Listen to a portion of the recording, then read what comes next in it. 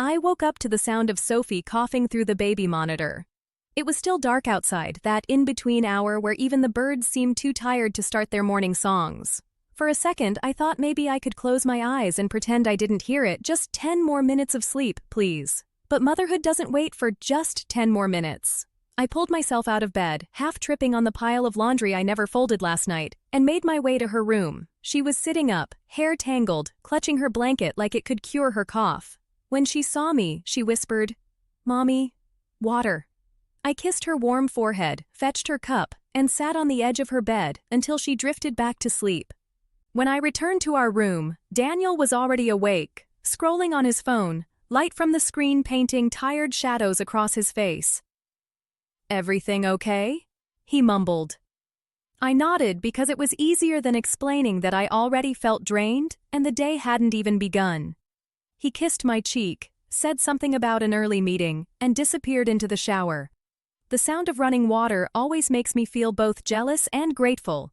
Jealous that he can start his day with something warm and uninterrupted, grateful that at least one of us gets that small luxury.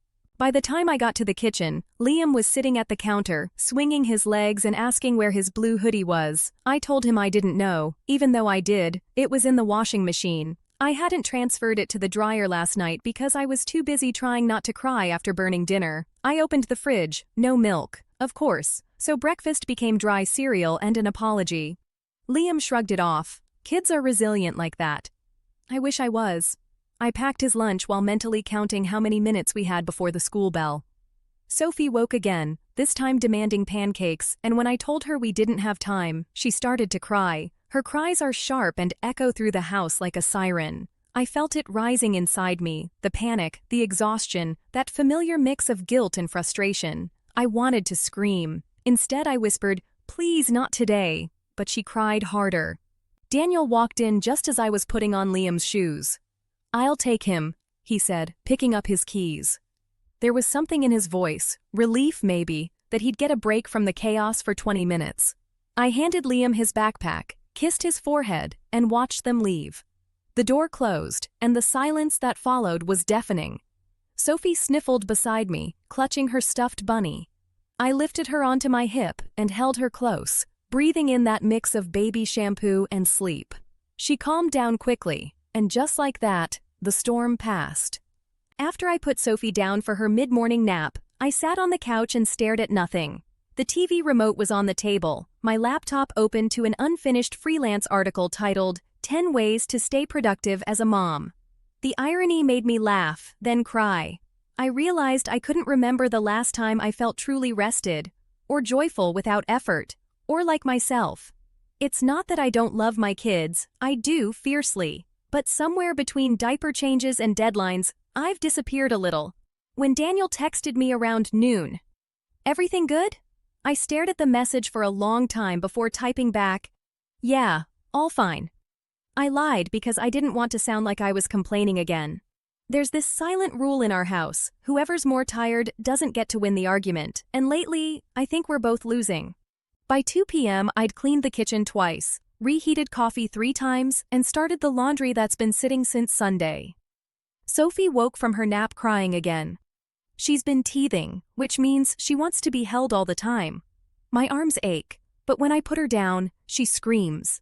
I tried to hum her a lullaby while balancing her on one hip and folding towels with the other hand. Somewhere in between verses, I caught sight of myself in the hallway mirror, hair messy, eyes dull, shirt stained with something orange. I barely recognized the woman staring back. She looked tired in a way sleep couldn't fix. That's when I whispered it out loud for the first time. "I'm not okay." The words surprised me, like they'd been waiting behind my teeth for months. Saying them didn't fix anything, but it felt like cracking open a window in a stuffy room. I said it again, quieter this time. "I'm not okay." And I started to cry. The kind of crying you do silently because even your own sobs feel too loud. After a while, I wiped my face and went to get Sophie's snack. She looked up at me with her chubby cheeks and sticky fingers, and she smiled. So wide, so pure. And somehow that tiny smile stitched a small piece of me back together. It was around 10:30 when I finally managed to get Lily down for her nap. The silence that filled the house afterward was almost disorienting, like stepping into a vacuum after hours of chaos. I stood in the middle of the living room, surrounded by evidence of the morning. A single sock on the couch, a half-empty sippy cup on the coffee table, toy cars under the blanket. I thought about cleaning, but then I just didn't. Instead, I poured myself another coffee, even though it had gone lukewarm, and sank into the sofa. I picked up my phone, instinctively opened Instagram, and within 3 swipes, I felt that familiar twist in my stomach. There they were again, the perfect moms. Matching pajamas, tidy kitchens, lattes with foam hearts. I used to think those posts motivated me. Now they just make me feel tired, because I know what's behind the photos. 15 attempts to get the right angle, a pile of toys just outside the frame, maybe even a mom who cried an hour earlier because she yelled at her kid. So I closed the app, put my phone face down, and just stared at the ceiling. And for the first time in a while, I said it out loud, softly, to no one. I'm not okay today. And it was strange because instead of feeling guilty, I felt free. Saying it didn't make me weak. It made me human. After about 10 minutes, I decided to get up and do something that wasn't on my to-do list. I walked to the kitchen, grabbed a notebook, and started writing. I wrote the sentence, "What did today feel like?" at the top of the page and just let my hand move. I wrote about the morning meltdown, about the peanut butter fight, about how I kept pretending everything was fine when it wasn't. I wrote about missing the version of myself who used to have quiet mornings, who used to read books, who could finish a cup of coffee while it was still hot. And then, almost without realizing it, I wrote, "Maybe she's still here, just buried under a pile of laundry." When Lily woke up, it was as if the house came back to life. She toddled into the kitchen, her hair sticking up like a tiny explosion. She grinned at me and said, "Mommy, coffee?" And I laughed, genuinely laughed, for the first time that day. It reminded me that no matter how exhausted or messy things get, there are still moments worth noticing. Later in the afternoon, my neighbor, Carla, texted to ask if we wanted to join her and her son at the park. I almost said no. The idea of packing a diaper bag and pretending to be social felt like too much. But then I thought about how lonely I'd felt this morning, so I said yes. And you know what? It wasn't perfect. Lily threw sand at Carla's son within 5 minutes, and I spent half the time apologizing. But there was also sunshine, and a moment when I caught myself talking to another adult, laughing about nothing, and realizing how desperately I'd needed that. On the walk home, Lily fell asleep in the stroller, her tiny hand clutching a leaf she'd picked up. The street was golden with evening light, and I slowed my pace just to stretch out the silence a little longer. I realized that the world didn't care if my sink was full or my hair was dirty. The world was still here, messy, beautiful, and forgiving. By the time we got home, it was dinner time, and of course, the fridge looked like a crime scene. I ended up making scrambled eggs and toast again, which Lily ate with dramatic enthusiasm, like I'd served her a 5-star meal. And for a few minutes, while we sat across from each other, her babbling about the park slide and me nodding along, it felt like enough. After dinner, I FaceTimed my husband, who's still away on that business trip. He asked how my day was, and I almost gave him the usual, good, busy response.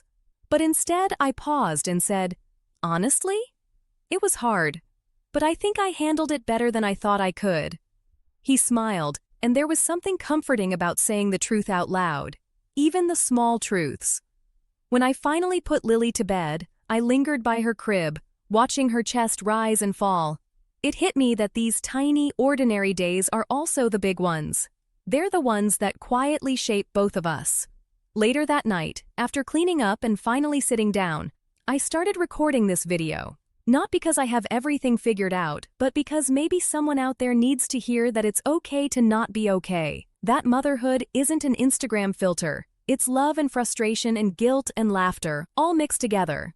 And maybe tomorrow won't be easier. Maybe she'll spill milk on my laptop or scream because I cut her sandwich wrong. But tonight, I'm proud that I kept going, that I showed up, that I said the truth out loud. So if you're watching this, maybe whisper it too. I'm not okay today. You don't have to fix it right away. Just name it. Because that's where healing starts. After I finished recording, I sat there in the quiet, staring at the little red light on my camera. It's funny how a blinking light can make you feel both vulnerable and brave at the same time. I replayed a few clips just to make sure my voice wasn't shaking too much, but it was. And then I thought, maybe that's good. Maybe that's what real looks like. I've spent years editing out the cracks, in my photos, in my stories, in myself. But tonight, as I sat there with my unwashed hair and dark circles, I realized the cracks are the story. They're where the light gets in. I shut off the camera and started tidying the living room. Not a deep clean, just enough to make it look like someone cared. And as I picked up Lily's tiny shoes from the floor, I thought about how motherhood has this strange way of making you invisible and unforgettable at the same time. Invisible because your needs blur into the background. Unforgettable because even in your exhaustion, you're the entire universe to someone who can barely reach the counter. Around midnight, I found myself standing by the window, holding a mug of tea that had already gone cold. The streetlights outside flickered on and off, and the house across the road still had their TV glowing behind the curtains. I imagined another mom in there, maybe sitting just like me, wondering if she did enough today. I wanted to tell her, yes, you did. Even if you yelled, even if dinner was cereal, even if you cried in the bathroom for 3 minutes, you showed up. And that's the thing I keep learning. Showing up is an act of love, even when it's messy, especially when it's messy. I remembered something my mom used to say when I was little. The hardest part of the day isn't the morning rush or bedtime. It's the quiet in between, when you have to sit with yourself. Back then, I didn't get it. Now I do. Because the quiet is where all the questions live. Am I enough? Is this normal? Am I failing? But it's also where the answers begin. Before heading to bed, I opened my notebook again and flipped back to what I'd written earlier. I added a final line. Maybe tomorrow I'll try again. Not to be perfect, but just to be present. It felt like a promise I could actually keep. As I brushed my teeth, I caught a glimpse of myself in the mirror, hair messy, eyes tired, sweatshirt stained with peanut butter. And for once, I didn't roll my eyes. I just looked at myself and thought, she's doing her best. She's trying. And maybe that's worth celebrating. Then something unexpected happened. Lily started crying, one of those middle-of-the-night wake-ups that send a wave of dread through your body. But instead of frustration, I felt calm. I walked into her room, the air thick with that sweet baby smell that only exists in the dark, and gently rubbed her back. She mumbled, half asleep, "Mommy, stay." And I did. I climbed into her little bed, our legs tangled, her tiny hand resting on my arm. For a while, I just listened to her breathing. And in that silence, I thought about how one day she'll outgrow this. The wake-ups, the clinging, the needing. And maybe, just maybe I'll miss it. So I whispered, I'll stay. Even though it meant less sleep, because tonight, staying felt like the most honest version of love. It was probably 2 a.m. when I finally closed my eyes. And as I drifted off, I thought about all the women out there living the same kind of day. Exhausted, stretched thin, but holding the world together with nothing but grit and love. I hoped they could feel seen through this story, this diary, this little piece of truth I decided to share. And before I fell completely asleep, I had one last thought. That maybe, just maybe, being not okay is the most honest place to start being okay again. Morning came too soon. The alarm on my phone buzzed against the nightstand, and for a few seconds I just stared at the ceiling, unsure if I'd actually slept. Lily was still curled beside me, her hair tangled across the pillow, one arm flung over my chest. There was a part of me that wanted to stay there forever, frozen in that small, fragile moment between exhaustion and peace. But reality doesn't wait. It knocks with sticky fingers and cereal spills. I slipped out of bed carefully, trying not to wake her, and walked to the kitchen. The floor was cold, and the faint smell of last night's scrambled eggs still hung in the air. I turned on the coffee maker, that tiny sound of hope sputtering from the machine, and opened the curtains. The world outside was painted soft gray, like it hadn't quite decided to start the day yet. As I stood there, waiting for the first sip of caffeine to kick in, I thought about the video I'd recorded the night before. It was still sitting on my memory card, unedited, raw. The thought of posting it made my stomach twist. What if people judge me? What if they think I'm whining? What if they see the mess and think I'm a bad mom? But then another thought followed. What if someone out there feels less alone because of it? What if one mom, just one, watches and whispers, "Same." That's the moment I decided. I'm going to upload it. No fancy edits, no music, no filters. Just the truth. I sat down with my laptop, uploaded the footage, and watched it back as the sun slowly filled the room. There were long pauses, a few sniffles, a nervous laugh. It wasn't perfect, but that was exactly the point. I hit publish before I could talk myself out of it, then closed the laptop like I'd just thrown a message in a bottle out to sea. A few hours later, while Lily was coloring on the floor with crayons, I checked my phone. There it was, a handful of comments already trickling in. "Thank you for saying this." I cried watching this. I thought I was the only one. I sat there scrolling, tears welling up again, but this time they weren't from exhaustion. They were from relief. From knowing that being real actually connects us more deeply than pretending ever could. The rest of the day moved in that slow, chaotic rhythm that defines motherhood. Diaper changes, snack negotiations, cartoon soundtracks on. When I woke up this morning, the first thing I heard was Lily whispering, "Mommy, sun is up." Her tiny voice felt like a thread pulling me gently back into the world. The night had been short, but it wasn't bad. For once, I didn't wake up resenting the lack of sleep. I woke up remembering that quiet moment, her hand on my arm, the feeling of peace I hadn't had in a while. I made us pancakes for breakfast, not the perfect fluffy ones from Pinterest, just the kind that come out slightly uneven but smell like Sunday mornings. Lily helped me mix the batter and managed to spill half the flour on the counter. Instead of sighing or scolding her, I laughed, maybe because I finally realized something. The mess isn't the enemy. The mess is the memory. As I flipped the pancakes, I thought about this new project, Real Mom Diaries. The idea still scares me a little. Putting my real life out there, with all its imperfections, feels like opening my front door to the world and saying, "Come in, just don't mind the chaos." But maybe that's what people need. Not more polished reels or choreographed smiles, but the truth. And maybe, in sharing my truth, I'll find my own healing too. After breakfast, Lily and I went for a walk. The neighborhood was quiet, just the sound of leaves crunching and a few distant dogs barking. She held my hand, humming to herself, and I thought about how time slips through your fingers when you're a parent. You spend so much of it waiting for the hard parts to pass, the tantrums, the sleepless nights, the endless piles of dishes, that you almost miss the small miracles happening in between. She stopped suddenly to point at a dandelion poking through a crack in the sidewalk. "Look, Mommy." "A wish," she said. And I watched her blow on it, tiny white seeds scattering into the morning air. I didn't even make a wish of my own. I just whispered one silently for her, that she grows up knowing she doesn't have to be perfect to be loved. By the time we got home, the day had already begun to blur. Laundry waiting, emails pinging, the rhythm of ordinary life pulling me back. But underneath it all, I felt something different today. A quiet steadiness, a kind of grace I hadn't felt in months. I set Lily up with her crayons and turned on the camera again. This time, I didn't script anything. I just talked. About yesterday's meltdown, about the coffee spill, about saying I'm not okay out loud for the first time and realizing that the world didn't end when I did. I told whoever might be listening that motherhood doesn't always look like gratitude and joy. Sometimes it looks like survival. And that's okay. Some days, "I got through it" is the only victory you need to celebrate. While I talked, I noticed something. My voice didn't shake this time. It felt steady. Sure, like maybe this was exactly what I was supposed to be doing. When I finished recording, I sat there for a long time, just breathing. The house was messy again, the clock ticking toward noon, but I felt lighter, like I'd finally exhaled after holding my breath for too long.